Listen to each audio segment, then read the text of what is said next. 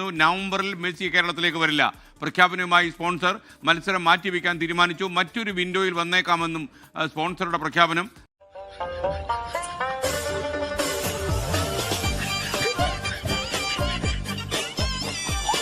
അല്ല മോനെ, എന്നെ കൊറേ ദിവസമല്ല അങ്ങാടിയിലൊക്കെ കണ്ടിട്ട്. എനിക്കറിയോ, നമ്മള് പുള്ളാവൂര് മെസ്സിന്റെ വലിയൊരു ഫ്ലെക്സ് വെച്ചില്ലേ ആ പോയിന്റ് അടുത്ത്, വൈറലാകാൻ വേണ്ടിയിട്ട് അതിൽക്കും വലിയ ഫ്ലെക്സാ ഞാൻ ഏൽപ്പിച്ചേ. അതിപ്പോ മെസ്സി വരുന്നില്ല എന്ന് അറിഞ്ഞപ്പോ എല്ലാം ഇപ്പൊ എന്റെ തലയിലെ. കമ്പനിക്കാരെല്ലാം പൈസ തരാന്ന് പറഞ്ഞ കാര്യം ഇപ്പൊ ആരും പൈസ തരില്ല. ഈ പൈസ ഇപ്പൊ ഞാൻ കൊടുക്കണം. അതിനെന്തിനാ ഈ ഫുട്ബോള് എന്ന് പറയുന്നത്? എന്ത് ചെയ്യാനാ, നേരത്തെ മെസ്സിന്റെ ആരാധകനായി പോയില്ലേ.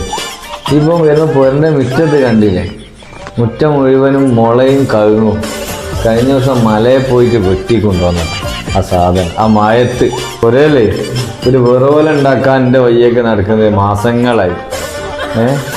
4 കാല് വെച്ചിട്ട് ഒരു വെറുപോലെ ഉണ്ടാക്കി കൊടുക്കാൻ ഇതുവരെ കഴിഞ്ഞില്ല. അതിൻ്റെ ഇടയിലാണ് അപ്പോൾ ഞാൻ ഈ പണിക്ക് പോയത്. ആലോചിച്ച് നോക്ക്, കാറ്റടിച്ചേ ഫ്ലെക്സ് പൊട്ടി വിൽക്കരുതല്ലോ, അതിന് സപ്പോർട്ട് ചെയ്യാൻ വേണ്ടിയിട്ട് കൊണ്ടുവച്ച. ഈ കഴിഞ്ഞ വേൾഡ് കപ്പിൽ മെസ്സി ഞങ്ങൾക്ക് വലിയ സ്ക്രീനിൽ കാണണമെന്ന് പറഞ്ഞ കാര്യം പ്രൊജക്ടർ വാടകയൊക്കെ എടുത്തിട്ട് അതിന് പൈസ കൊടുക്കണം. ആ കണക്കാടെ നിൽക്കട്ടെ, അത് ഒരുപാട് കൊടുക്കാണ്ട്.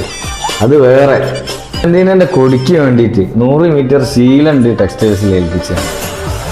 ആ പൈസ ഉണ്ടെങ്കിൽ പെണ്ണുക്കും മക്കൾക്കും ഒരു 10-25 ചുരിദാർ വാങ്ങിക്കൊടുക്കാം. ഞാനും പറഞ്ഞ മാതിരി എന്നെ പോലെ ഒരു ആരാധന. പക്ഷെ ഞാൻ പണിക്ക് പോവാണ്ട് ഇങ്ങനെ മെസ്സി മെസ്സി മെസ്സി എന്ന് പറഞ്ഞ ഞാൻ നടക്കുന്നില്ല.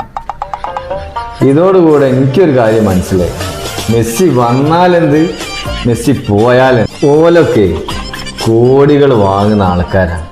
നമ്മൾ അന്നന്ന് പണിക്ക് പോയില്ലെങ്കിൽ നമ്മളെ പോലെ പട്ടിണിയാവും. അവനാന്റെ കാര്യം നോക്കാണ്ട് സെലിബ്രിറ്റിയുടെ വെച്ച് നടക്കണ ഓരോരുത്തർക്കുള്ള ഒരു പാടാണ്.